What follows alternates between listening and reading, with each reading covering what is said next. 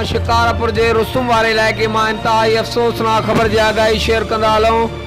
जतोई बिरादरी जे ॿिनि धुरनि में कारे तकरार तां झेड़ो थी पियो आहे, जहिड़े सबबु ॿिन्ही धुरनि जा छॼणा थॾे ते मारिजी विया आहिनि, जॾहिं त केतिरनि ई माण्हुनि जे ज़ख़्मी थियण जा इतला पिण आहिनि।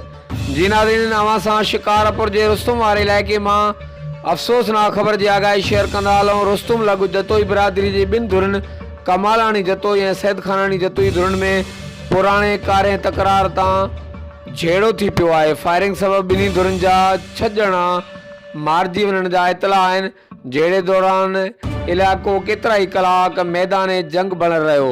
फायरिंग सबबु मारिजी वञण में बख़्शल सैद खानानी, शाहज़ादो दोदाणी, काको हज़ूर बख़्श, मुला उर्फ सामाणो, रावतपुर शाहबाज़ी शामिल आहिनि, जॾहिं त केतिरनि ई माण्हुनि जे ज़ख़्मी थियण जा पिण इतला आहिनि।